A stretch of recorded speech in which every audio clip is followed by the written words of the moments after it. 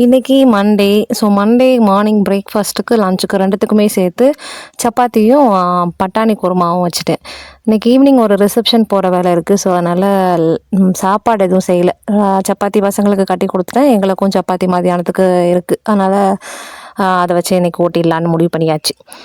எனக்கு தெரிஞ்ச ஒரு ஃபேமிலியில் 2 பசங்க இருக்காங்க. 2 பசங்களில் ஒரு பையனுக்கு வந்து சம்மர் டைமில் அம்மை போட்டுச்சு. ஆனால் வந்து அவங்க கவனிக்கலை. ஒரு 2, 3 கொப்பளம் வந்துச்சு. அதுக்கப்புறம் அது அப்படியே ஸ்டாப் ஆகி அவனோட அண்ணனுக்கு பரவிடுச்சு. ஸோ அவனுக்கு வந்து கொஞ்சம் ஜாஸ்தியாகவே போட்டுடுச்சு. இவங்க என்ன சொல்லிட்டாங்க, நான் அம்மா ஃபஸ்ட்டு பையனுக்கு போட்டதை நான் கவனிக்கலை, அதனால் அம்மா வந்து கோச்சிக்கிட்டு அடுத்தவன்கிட்ட ட்ரான்ஸ்ஃபர் ஆகி ஸ்ப்ரெட் ஆகிடுச்சு. அம்மா கோச்சிக்கிட்டு இன்னொருத்தவனுக்கு போயிடுச்சான். இது கேட்கும்போது எவ்வளோ பைத்தியக்காரத்தனமாக இருக்கு இல்லையா? அம்மா கோச்சிக்கிட்டு இன்னொருத்தவன்ட்ட போயிடுச்சுன்றாங்க. ஆக்சுவலாக அம்மா அப்படின்றது நம்ம பிறந்தப்பத்துலேருந்தே நம்ம பாடியில் இது டிஃபால்ட்டாக ஜென்ரேட் ஆகக்கூடிய ஒரு வைரஸ். அது ஒரு ஒரு ஸ்டேஜுக்கு அப்புறம் தான் அதோட தாக்கத்தை காட்ட ஆரம்பிக்கும். அந்த டைமில் நமக்கு இம்யூனிட்டி ஜாஸ்தி இருந்துச்சுன்னா நமக்கு ஸ்ப்ரெட் ஆகாது. இம்யூனிட்டி இல்லை அப்படின்னா கண்டிப்பாக நம்ம அதனால் அஃபெக்ட் ஆகும்.